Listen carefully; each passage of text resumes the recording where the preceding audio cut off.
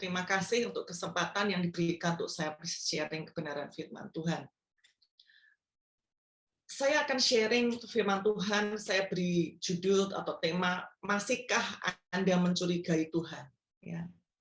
Di dalam perjalanan kehidupan kita, banyak tantangan yang kita hadapi. Ya. Ada yang ringan sampai berat. Ya. Berjalan di dalam lembah, menghadapi angin, gelombang, di dalam kehidupan. Apalagi kita di sini para wanita ya. Bagi yang sudah menikah, kita masalah anak juga termasuk masalah kita. Masalah suami, pekerjaan semua ya. Jadi kita tidak hanya memikir kita sendiri pribadi, tapi menjadi apa? Menjadi juga apa yang kita pikirkan menghadapi hal-hal seperti itu ya. Nah, kita sebagai orang Kristen tahu bahwa kita tidak bisa berjalan sendiri. Kita tidak bisa mengandalkan yang lain selain Tuhan. Ya, artinya fondasi kita itu kita pegang Tuhan. Namun banyak di antara orang Kristen yang tidak sepenuhnya berdiri di atas fondasi yang benar tentang Tuhan. Sehingga masih mencurigai atau menuduh bahkan memfitnah Tuhan. Ya. Hari ini yang perlu kita semua sebagai orang Kristen tahu, mengenal apa yang firman Tuhan katakan. Mari sebelumnya kita akan melihat terlebih dahulu tentang rancangan Tuhan dari awalnya kepada manusia. Ini sering kali cerita ini kita sebagai orang Kristen sudah sering mendengarnya dan sudah juga sering membacanya mungkin berkali-kali ya. Tentang rancangan Tuhan dari awalnya kepada manusia. Itu di kitab Kejadian 1 ayat 31a. Di situ firman Tuhan mengatakan bahwa Allah melihat segala sesuatu yang dijadikannya itu sungguh amat baik. Semua sungguh amat baik. Artinya tidak ada yang tidak baik. Kemudian kita bisa lihat di Kejadian 1 ayat 26. Firman Tuhan mengatakan, baiklah kita menjadikan manusia menurut gambar dan rupa kita, supaya mereka berkuasa atas ikan-ikan di laut, burung-burung di udara, dan atas ternak, dan atas seluruh bumi, dan atas segala binatang melata yang merayap di bumi. Nah, di sini kita bisa melihat manusia itu diberi identitas, yaitu segambar dengan Allah. Segambar, ini di sini artinya roh manusia ketika diciptakan itu bersatu dengan rohnya Tuhan. Ada persekutuan manusia dengan Allah itu melalui roh. Serupa, artinya manusia itu selain roh manusia bersatu, jiwa manusia pun juga selaras. Jiwa itu ada pikiran, perasaan, kehendak. Itu pun juga selaras dengan roh Tuhan. Nah, dengan diberikannya identitas tersebut, ada suatu tujuan yang Tuhan berikan. Dikatakan supaya mereka berkuasa. Di situ manusia diberikan otoritas. Kemudian kita bisa lihat di Kejadian 1 ayat 28. Firman Tuhan mengatakan, Allah memberkati mereka, Kejadian 1 ayat 28, Allah memberkati mereka lalu berfirman kepada mereka, beranak cuculah dan bertambah banyak, penuhilah bumi dan taklukkanlah itu. Berkuasalah atas ikan di laut dan burung-burung di udara dan atas segala binatang yang merayap di bumi. Di ayat ini kita bisa melihat, setelah Tuhan memberikan identitas, otoritas kepada manusia dan memberkati. Kemudian manusia disuruh untuk menaklukkan. Ya. Di sini menaklukkan artinya menundukkan. Kita perhatikan, ini hal yang penting sekali, luar biasa yang Tuhan sudah berikan kepada manusia, yaitu identitas, otoritas, dan diberkati. Untuk apa? Untuk menaklukkan dan menguasai seluruh bumi, untuk memperluas kerajaan Allah. Kemudian Tuhan menempatkan manusia ini di Taman Eden untuk mengelolanya. Nah, di Taman Eden ini terdapat berbagai pohon. Di antaranya berbagai pohon tersebut ada pohon kehidupan dan pohon pengetahuan yang baik dan yang jahat. Ya, ini guru sekolah minggu sering kali menceritakan hal ini ya. Dari anak-anak sekolah minggu kita sudah tahu hal ini. Nah, kemudian apa kata Tuhan terhadap pohon-pohon tersebut? Di Kejadian 2 ayat 16 dan 17 dikatakan, lalu Tuhan Allah memberi perintah ini kepada manusia. Semua pohon dalam taman ini boleh kau makan buahnya dengan bebas. Tetapi pohon pengetahuan tentang yang baik dan yang jahat, janganlah kau makan buahnya. Kemudian kita lihat Kejadian 3 ayat 1, firman Tuhan mengatakan, adapun ular ialah yang paling cerdik dari segala binatang di darat yang dijadikan oleh Tuhan. Ular itu berkata kepada perempuan itu, tentulah Allah berfirman, semua pohon dalam taman ini jangan kamu makan buahnya, bukan? Nah, kita akan lihat ini. Ya, apa yang Tuhan katakan dan yang iblis katakan. Kita lihat di slide berikutnya. Ya, di situ Tuhan mengatakan semua pohon boleh dimakan kecuali pohon pengetahuan, kecuali buah dari pohon pengetahuan yang baik dan yang jahat.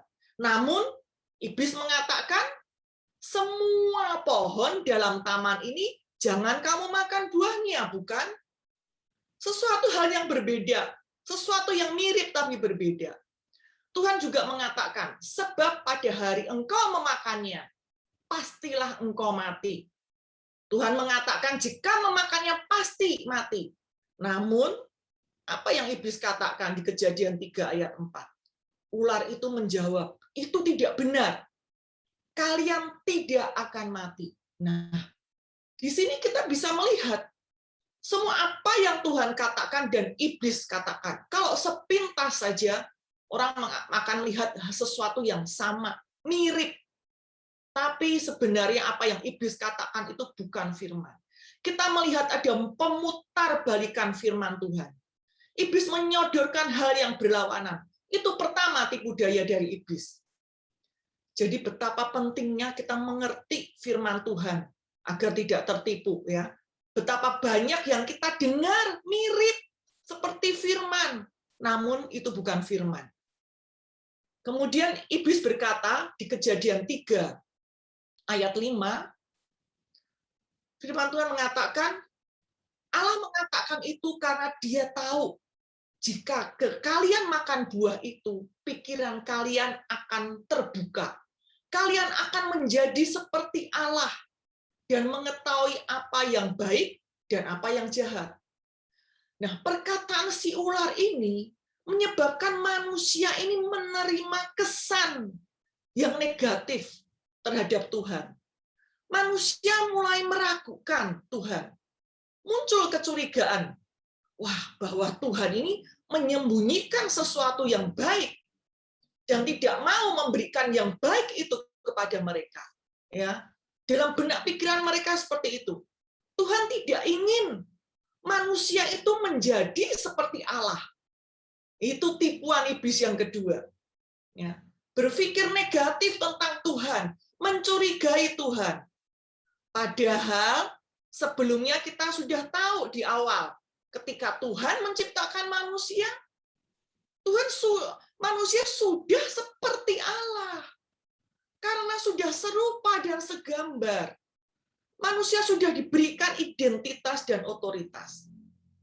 Betapa pentingnya kita perlu mengenal Tuhan agar tidak tertipu. Di Mazmur 82 ayat 6, firman Tuhan mengatakan, Allah sendiri telah berfirman, kamu adalah Allah dan anak-anak yang maha tinggi kamu sekalian. Manusia tadi tidak tahu identitasnya, bahwa semestinya mereka itu diciptakan sudah segambar dan serupa Allah, artinya mereka itu sudah seperti Allah, memiliki otoritas. Karena mereka tidak tahu, tidak mengerti, mereka tertipu.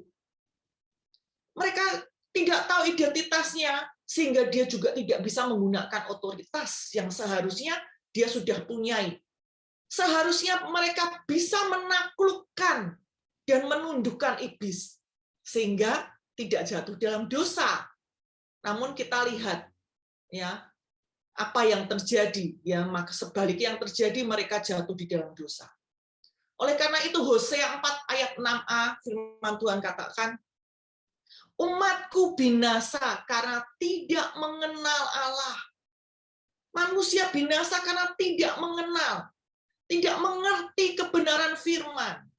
Makanya oleh karena kok kita setiap kali kita baca firman Tuhan, Tuhan sering mengatakan, hendaklah kita mengerti, ya, mengerti akan kebenaran firman, supaya kita tidak memiliki persepsi yang tidak benar terhadap Allah. Mereka memilih mempercayai apa yang iblis katakan, hal yang bertentangan dengan firman. Nah, kemudian sejak manusia jatuh dalam dosa, manusia kehilangan apa yang baik yang Tuhan sudah berikan. Mereka kehilangan identitasnya, mereka kehilangan otoritas, bahkan berkat. Nah, pola yang sama sampai sekarang itu iblis tetap pakai untuk menipu manusia. Makanya firman Tuhan mengatakan, hati-hati, waspadalah terhadap tipu daya iblis. Karena menipu manusia, mempengaruhi, iblis mempengaruhi banyak pengajaran-pengajaran yang membawa image yang negatif tentang Tuhan. Image tidak baik terhadap Tuhan. Contohnya, jika mengalami sakit, ya, saya mendengar hamba Tuhan yang secara langsung waktu itu lewat online. Mereka mengatakan kepada jemaatnya, sakit itu akibat tidak memberikan perpuluhan atau buah sulung. Sehingga ada belalang pelahap, uang habis untuk berobat. Jika terjadi bencana alam, gempa, waktu itu saya ingat, waktu Maluku, waktu itu terjadi gempa, beberapa hari langsung beredar di WA. Ya.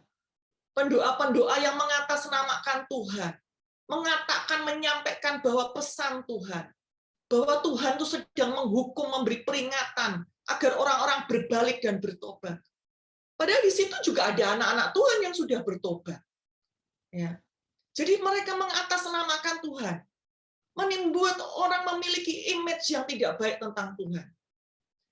Nah, ketika seseorang mengalami masalah, hal-hal yang tidak baik terhadap termasuk penyakit, di dalam banyak pikiran orang Kristen mulai mencurigai, mempercayai hal-hal yang tidak baik yang dialami itu merupakan cara Tuhan untuk memproses mereka. Mereka mulai mencurigai, wah, ini suatu penghukuman dari Tuhan. Sehingga banyak orang mulai mencari apa ya salahku? Apa ada yang terlewat di dalam aku memberikan perpuluhan atau buah sulung atau hal yang lain? Saya tidak anti perpuluhan ya, di dalam dan juga pemberi persembahan.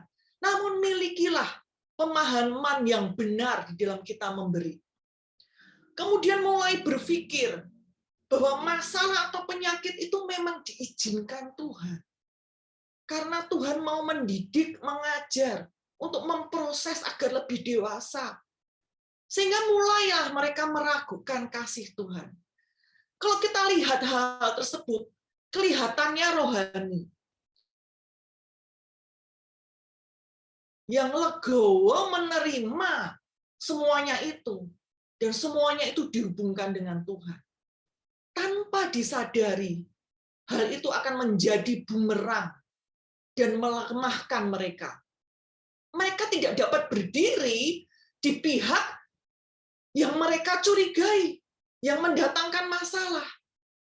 Saudara tidak dapat berdiri di pihak Tuhan sebagai pribadi yang saudara curigai sebagai penyebab atau yang memberikan masalah tersebut, atau yang sedang mengizinkan masalah itu terjadi. Akhirnya banyak mereka yang kecewa terhadap Tuhan. dan menghalangi mereka memperoleh kemenangan atau janji Tuhan. Mereka menanggung beban palsu. Mereka membawa beban palsu yang seharusnya mereka tidak pikul.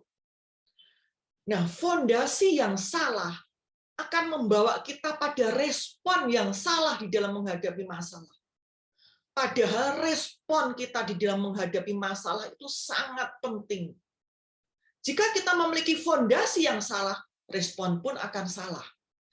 Jika kita memiliki fondasi yang benar, maka kita akan memiliki respon yang benar. Dan respon kita itu akan menentukan hasil. Ketika manusia jatuh dalam dosa, dikatakan saat itu juga engkau mati. Apa artinya mati? Mati yaitu keterpisahan. Roh manusia yang semula diciptakan bersatu dengan rohnya Tuhan, ketika manusia jatuh dalam dosa dan Tuhan katakan mati, ketika itu roh manusia itu terpisah dari rohnya Tuhan. Terjadi kematian rohani. Terputus dari sumber kehidupan. Akhirnya berdampak pada kematian fisik. Seperti ketika saudara mencabut tanaman dari tanahnya. Akar itu terpisah dari tanah, terputus dari kehidupan. Terlihat masih segar. Mungkin orang akan bilang, itu buktinya Adam umur 900-an tahun. Nah, ini seperti halnya tanaman. Mereka sudah tercabut dari sumber kehidupan. Kelihatannya masih segar. Namun beberapa hari, beberapa waktu, pasti secara fisik tanaman itu layu, mati. Begitu pula dengan manusia, mengalami kematian fisik. Nah, produk dari kematian keterpisahan dari Allah ini adalah sakit penyakit, kutuk, kesengsaraan, kemiskinan, tidak ada damai sejahtera, sukacita, hal-hal yang tidak baik. Nah, itulah kondisi di dalam dunia yang manusia hadapi. Di dalam kondisi dunia yang sudah jatuh dalam dosa. Manusia kehilangan identitas, otoritas, dan berkat. Namun, Tuhan tidak tinggal diam.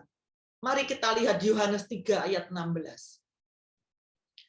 Firman Tuhan mengatakan, karena begitu besar kasih Allah akan dunia ini, sehingga ia telah mengaruniakan anaknya yang tunggal, supaya barang siapa yang percaya kepadanya tidak binasa, melainkan beroleh hidup yang kekal.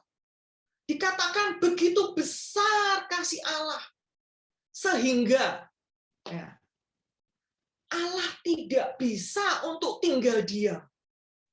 Karena kasih, Allah bertindak dengan mengirim Yesus ke dunia. Itu bukti kasihnya Tuhan. Nah, ketika kita merespon, percaya, dengan mengelut mengaku Yesus Kristus adalah Tuhan dan percaya dalam hati bahwa Allah telah membangkitkan Kristus dari antara orang mati, maka firman Tuhan katakan kita memperoleh keselamatan. Itulah yang dinamakan kelahiran baru. Dan sejak itu 1 Korintus 5 ayat 16 dikatakan, nah, jadi siapa yang ada di dalam Kristus, ia adalah ciptaan baru. Yang lama sudah berlalu, sesungguhnya yang baru sudah datang. Ketika saudara lahir baru, sebagai ciptaan baru, mungkin saudara akan berpikir, apanya yang baru? Secara fisik aku tetap seperti ini, yang gemuk tetap gemuk, yang kurus tetap kurus. Sepertinya tidak ada perubahan. Nah, firman Tuhan di 1 Korintus 6 ayat 17 mengatakan, tetapi siapa yang mengikatkan dirinya pada Tuhan menjadi satu roh dengan Dia. Nah, kita bisa mengerti yang baru adalah roh manusia tersebut. Roh manusia yang sudah lahir baru itu menjadi satu kembali dengan rohnya Tuhan. Itulah yang baru. Tuhan mengembalikan kodrat kita, roh kita seperti ketika Tuhan menciptakan manusia pertama kali, ketika manusia belum jatuh dalam dosa. Roh kita kembali pada persekutuan dengan Tuhan. Itulah identitas kita. Identitas kita sesungguhnya adalah di dalam roh kita. Kita memiliki identitas. otoritas pun sudah kembali kita miliki. Kita memiliki kuasa di dalam menghadapi masalah. Itu kasih Tuhan yang luar biasa. Tuhan kembalikan. Seperti ketika Tuhan menciptakan manusia. Wow, ini luar biasa sekali. Ayat firman Tuhan tadi mengatakan, Yesus datang dengan tujuannya kita memperoleh hidup yang kekal.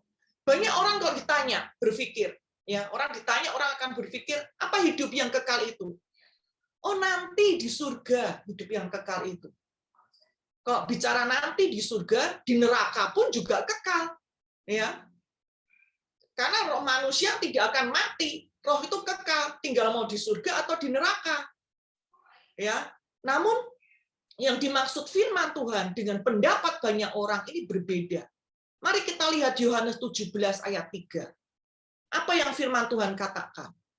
Inilah hidup yang kekal itu, yaitu bahwa mereka mengenal Engkau satu-satunya Allah yang benar dan mengenal Yesus Kristus yang telah Engkau utus. Nah, di sini kita tahu Yesus datang supaya saudara mengenal Allah yang benar dan mengenal Yesus. Ini bicara tentang hubungan. Supaya saudara bisa menjalin hubungan dengan Tuhan. Saudara harus mengenal, saudara tidak mencurigai Tuhan lagi. Cara mengenal pribadi Tuhan yaitu lewat Yesus, melalui firman-Nya. Karena Yesus ini satu-satunya gambar dan wujud Allah. Firman Tuhan katakan seperti itu. Yesus mengatakan, jika engkau melihat aku, engkau melihat Bapa. Disitulah kita bisa mengenal. Ketika kita lahir baru, roh kita bersatu dengan roh Tuhan. Itulah kita sudah memiliki hidup yang kekal. Sudah dimulai sejak sekarang ini. Firman Tuhan tadi mengatakan, begitu besar kasih Allah. Tapi sangat disayangkan. Masih banyak orang Kristen yang belum mengerti ini. Belum mengerti bahwa Allah mengirim Yesus itu bukti dari kasih-Nya. Meskipun dia bisa bilang, aku percaya. Tahu ayat ini. Yohanes 15 ayat 13 mengatakan, tidak ada kasih yang lebih besar daripada kasih seorang yang memberikan nyawanya untuk sahabat-sahabatnya. Itu kasih yang terbesar, firman Tuhan katakan. Terbesar artinya itu yang dia berikan terbesar. Tidak ada kasih yang dapat menandingi kasihnya Tuhan. Apa yang Yesus sudah lakukan semuanya itu, bukti kasihnya. Mengapa saya mengatakan masih banyak orang Kristen yang belum mengerti bahwa Allah mengirim Yesus itu bukti dari kasih-Nya? Karena masih banyak saya menjumpai orang Kristen yang berdoa, Tuhan, minta belas kasihan-Mu Tuhan untuk menyelamatkan seseorang. Tuhan, minta belas kasih-Mu Tuhan untuk menyembuhkan. Seolah Tuhan belum memberikan kasih-Nya. Atau Tuhan menahan kasih-Nya. Padahal kita sudah melihat tadi. Tuhan sudah memberikan, Tuhan sudah membuktikan kasih-Nya itu sudah memberikan itu 2000 tahun yang lalu. Dengan mengirim Yesus mati di kayu salib untuk menyelesaikan semua apa yang menjadi permasalahan saudara di muka bumi ini. Makanya firman Tuhan bilang, selesai.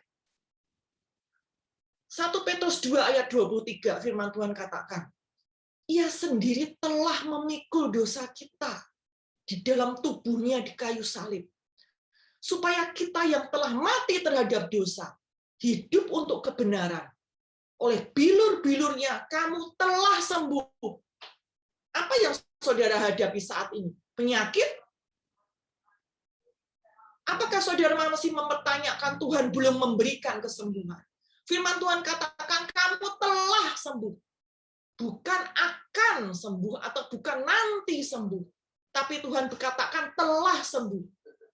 Pengorbanan Yesus di kayu salib untuk memberikan keselamatan tidak hanya berupa pengampunan dosa saja, namun juga kesembuhan termasuk di dalamnya. merupakan satu paket lengkap dari keselamatan. Ya. Kasih itu sudah diberikan. Pengampunan sudah diberikan, kesembuhan juga sudah diberikan. Maka firman Tuhan katakan, kamu telah sembuh.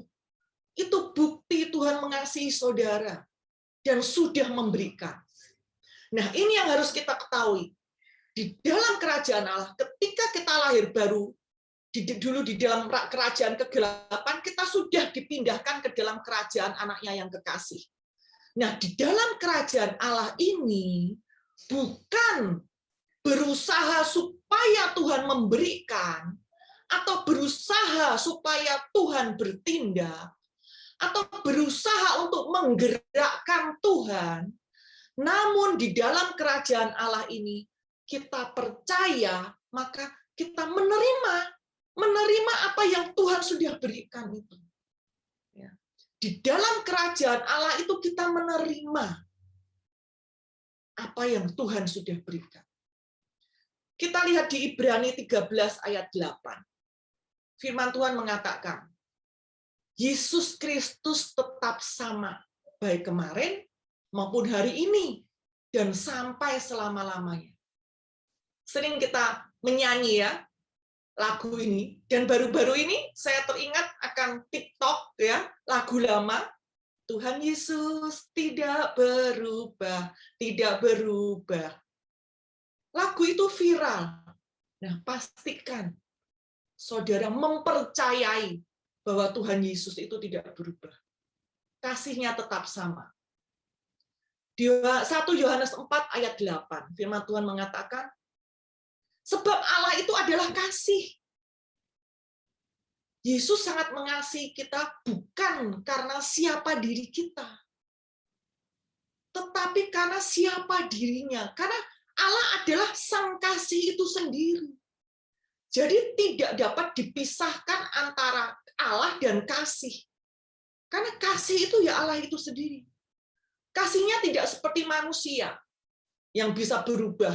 Kadang kasih, kadang tidak, atau bergantung dari situasi dan kondisi.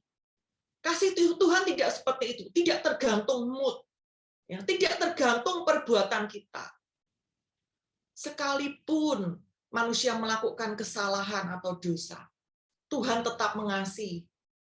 Karena yang Tuhan benci bukan manusianya, tapi dosanya. Kenapa Tuhan membenci dosa? Karena dosa ini yang menghalangi manusia untuk mendekat kepada Tuhan. Ingatkah saudara ketika Adam dan Hawa jatuh dalam dosa? Di situ kok kita baca firman Tuhan, Tuhan katakan Tuhan biasa berjalan-jalan di hari yang sejuk dengan Adam. Namun Adam tidak ada, sehingga Tuhan mencari. Adam, Adam, di mana engkau? Ternyata mereka bersembunyi. Mereka menjauh dari Tuhan. Nah, mereka takut, mereka menjauh dari Tuhan. Nah, itulah sifat manusia ketika berdosa, dia menjauh dari Tuhan. Bukan Tuhan yang menjauh dari manusia. Hal ini yang Tuhan tidak suka akan dosa ini, karena menjauhkan manusia dari Tuhan. Karena Tuhan tuh maunya dekat dengan manusia. Mari kita lihat Roma 5 ayat 8. Akan tetapi Allah menunjukkan kasih-Nya kepada kita oleh karena Kristus telah mati untuk kita. Ketika kita masih berdosa. Kok kita renungkan ini? Ketika masih berdosa saja, Tuhan sudah mengasihi. Apalagi sekarang kita sudah menjadi anak-anak-Nya. Namun yang kita lihat sebaliknya. Setelah menjadi anak-anak-Nya, masih merasakan bahwa Tuhan itu belum mengasihi. Masih merasa Tuhan itu masih meminta, layakkan aku Tuhan. Padahal ketika masih berdosa saja, kita, kalau orang berdosa belum lahir baru, dengan percaya dia datang, ini aku Tuhan, aku percaya. Namun setelah lahir baru, sebagai anak Tuhan, tidak memiliki sikap seperti itu. malah menangkap hal-hal yang salah. Mereka tidak memahami aku sekarang sudah menjadi anaknya. Justru seharusnya lebih lagi menerima pewahyuan ini. Tuhan sudah membuktikan kasih-Nya tanpa syarat. Kita tidak perlu membayar dengan mengganti sesuatu, dengan harus baca firman Tuhan sekian pasal, atau berdoa sekian jam, supaya Tuhan tuh memberikan kasih-Nya atau melayakkan kita. Tidak seperti itu. Tidak ada yang dapat kita perbuat, tidak ada yang dapat kita lakukan yang membuat kasih Tuhan itu bertambah maupun berkurang. Kita diciptakan untuk dikasihi, untuk menerima kasih-Nya, saudara. Gini, saudara, di dalam tubuh kita ini ada yang namanya T-cell. Ya, T-cell itu thymus limfosit cell, yaitu sel kekebalan tubuh yang ada di dalam tubuh kita. Yaitu T-sel itu diproduksi di kelenjar timus. Ya, jadi bekerjanya seperti ini. Ketika seseorang mengalami penurunan jumlah T-sel, maka imunitas orang tersebut di dalam tubuhnya, imunitas daya tahan tubuhnya akan turun. Sehingga tidak dapat lagi melawan virus. Akan cenderung mengalami kondisi yang kritis. Nah, pasien yang memiliki jumlah T-sel normal berpotensi tinggi daya tahan tubuhnya dan akan memiliki imunitas jangka panjang. Seorang profesor psikologi dan psikiater di Universitas Miami bernama Dr. Gail Iranson itu melakukan suatu penelitian, saudara. Penelitian yang dia lakukan selama 4 tahun pada penderita HIV/AIDS. Mereka yang tidak percaya bahwa Allah mencintai mereka, mereka kehilangan atau mengalami penurunan jumlah T-selnya itu 3 kali lebih cepat. Sehingga konsentrasi virus itu meningkat 3 kali lebih cepat. Dan tingkat stresnya pun tinggi. Karena mengalami kerusakan sejumlah aliran kortisol. Kortisol ini gunanya untuk mengendalikan stres. Nah, aliran kortisol ini mengalami kerusakan. Stres sehingga itu semua drop. Nah, dari sini kita bisa melihat bahwa naturnya kita, itu kita manusia diciptakan untuk dikasihi Tuhan. Menerima kasih-Nya Tuhan. Ya, pentingnya kita menerima pewahyuan bahwa Tuhan itu mengasihi kita. Dan itu Tuhan Yesus sudah buktikan. Di Galatia 5 ayat 6, firman Tuhan mengatakan, sebab bagi orang-orang yang ada di dalam Kristus Yesus, hal yang bersunat atau tidak bersunat, itu tidak mempunyai sesuatu arti. Hanya iman yang bekerja oleh kasih. Firman Tuhan mengatakan seperti itu.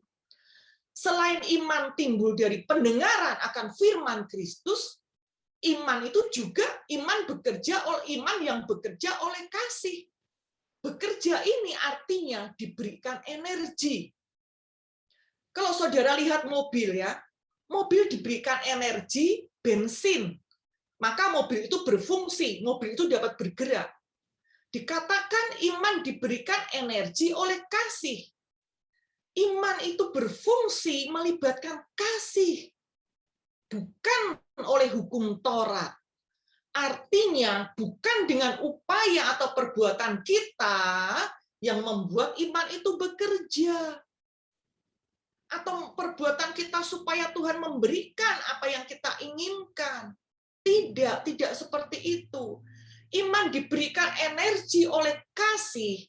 Kasih di sini itu kasih agape. Kasihnya Tuhan yang tanpa syarat. Bukan kasih kita kepada Tuhan, namun kasih Tuhan kepada kita. Nah, pewahyuan tentang kasih Tuhan yang tak bersyarat bagi kita ini yang membuat iman kita tuh secara alami berlimpah di dalam kita. semakin kita mengerti, memahami, menerima pewahyuan betapa Tuhan mengasihi kita, maka ada pengharapan dan iman itu bekerja.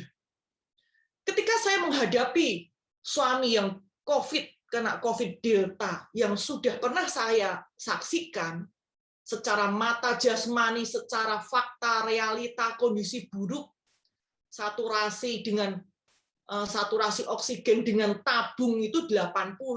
Berarti kok tidak dengan tabung, kok saya lepas itu saturasinya di bawah 80, bisa 77.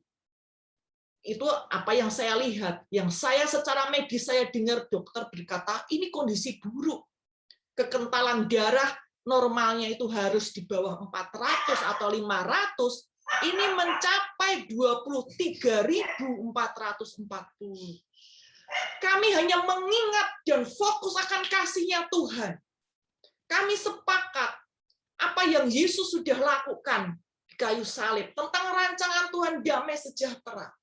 Kasih Tuhan itu, kita melihat, mereview lagi tentang kasih-Nya Tuhan di dalam perjalanan kehidupan kami. Itu yang kami fokuskan. Iman tidak akan bekerja jika kita memiliki pandangan atau image yang salah tentang Tuhan. Masih menganggap Tuhan itu akan menghukum atau murka, atau Tuhan mengizinkan hal yang tidak baik.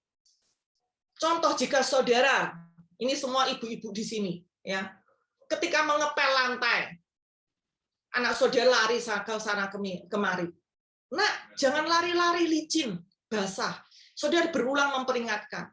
Ketika akhirnya terpleset, anak itu bercerita, itu diizinkan mama, itu hukuman mama. Nah, itu tidak benar. 2 Timotius 3 ayat 16 mengatakan, segala tulisan yang diilhamkan Allah bermanfaat untuk mengajar, untuk menyatakan kesalahan, untuk memperbaiki kelakuan, dan untuk mendidik orang dalam kebenaran. Di ayat firman Tuhan ini jelas bahwa Tuhan memakai tulisan yang diilhamkan Allah. Apa itu? Alkitab. Tuhan tidak menggunakan cara-cara lain, hal-hal yang buruk untuk tujuannya, untuk mendidik atau mengajar. Ya, Tuhan tidak memakai itu. Dan juga dikatakan di Roma 8 ayat 1, firman Tuhan mengatakan, sekarang tidak ada lagi penghukuman di dalam Kristus Yesus. Orang yang percaya dan terima Tuhan Yesus tidak ada penghukuman. Yang ada adalah penghukuman dari iblis, dari celah dunia, di mana manusia membuka celah itu. Karena di Yeremia 4 ayat 18, kita lihat Yeremia 4 ayat 18, firman Tuhan katakan, tingkah lakumu dan perbuatanmu yang menyebabkan itu semua kepadamu. Nasibmu yang buruk, betapa pahitnya, itulah hukum tak bertuai di dalam dunia. Bukan Tuhan yang menyebabkan itu semua. Dan 1 Petrus 5 ayat 8 mengatakan, sadarlah, berjaga-jagalah lawanmu, si iblis, seperti singa yang mengaum-ngaum, mencari orang yang dapat ditelannya. Artinya, tidak semua orang dapat ditelan. Ketika orang itu membuka celah, hal itu yang masuk di dalam kehidupannya. Juga Yohanes 10 ayat 10 mengatakan, pencuri datang hanya untuk mencuri, membunuh, membinasakan. Aku datang supaya mereka mempunyai hidup dan mempunyai dalam segala kelimpahan. Nah, iblislah mencuri, membunuh, membinasakan. Mencuri apa yang saudara punyai. Yesus datang memberi hidup dan segala kelimpahan. Jadi bukan Tuhan yang memberikan itu. Oleh karena itu, di Yakobus 4 ayat 7 firman Tuhan katakan, tunduklah kepada Allah, lawanlah iblis, maka ia akan lari. Percayai dan taati apa yang firman Tuhan katakan. Di sini Tuhan perintahkan lawanlah iblis. Yang disuruh melawan itu kita. Jangan sebaliknya. Jangan kita yang memerintah Tuhan untuk Tuhan melawan atau menyuruh Tuhan melawan. Namun Tuhan sudah berikan otoritas itu kepada kita untuk kita melakukannya. Ya. Nah, kemudian nanti mungkin saudara bisa baca di rumah di Kejadian 3 ayat 8 sampai 10 ya. Di mana ketika pertama kali muncul rasa takut ketika manusia jatuh dalam dosa. Takut inilah juga akan mengintimidasi saudara. Ya, ketika saudara menghadapi masalah, intimidasi apapun, bisa dosa, bisa kesalahan. Banyak hal setelah manusia menghadapi masalah, intimidasi itu berdatangan. Nah, takut ini pertama kali muncul ketika manusia jatuh dalam dosa. Namun saudara harus ingat, Yesus telah menyelesaikan masalah dosa itu. Akibat dosa, Tuhan Yesus sudah tanggung di kayu salib. Itu sudah selesai. Ya. Jangan fokus dengan apa yang kita berdasar perasaan kita. Apa yang kita fokuskan itu akan menjadi besar. Jangan fokus pada masalah kita. Namun fokuslah dengan apa yang Yesus katakan. Di firman Tuhan, 2 Timotius 1 ayat 7 mengatakan, sebab Allah memberikan kepada kita bukan roh ketakutan, namun roh yang membangkitkan kekuatan, kasih, dan ketertiban. Saudara sudah memiliki otoritas, saudara bisa menolak itu semua. Saudara fokus. Apa yang menjadi saudara fokuskan? Firman. Karena firman itu adalah roh dan hidup. Itu yang akan memberikan, menguatkan saudara. Di 1 Yohanes 4 ayat 18 mengatakan, di dalam kasih tidak ada ketakutan. Kasih yang sempurna melenyapkan ketakutan. Sebab ketakutan mengandung hukuman. Dan barang siapa takut, ia tidak sempurna di dalam kasih. Firman Tuhan sudah katakan, di dalam kasih tidak ada ketakutan. Jika kita memiliki pewahyuan akan kasih Tuhan, saudara tidak akan takut. Ketika menghadapi masalah, firman, kalau kita menerima pewahyuan akan semua firman Tuhan ini, saudara tidak menanggung beban palsu. Ya. Firman Tuhan sudah clear, tidak ada penghukuman, tidak ada hal-hal mereka intimidasi, kita tidak bisa menghalangi muncul. Namun saudara bisa tidak fokus pada intimidasi tersebut, namun kepada firman. Tuhan tidak meninggalkan saudara. Karena tadi sudah dikatakan, kita sudah kembali, roh kita bersekutu dengan roh Tuhan. Artinya Tuhan ada di dalam saudara. Tuhan tidak pernah meninggalkan. Rancangan Tuhan damai sejahtera.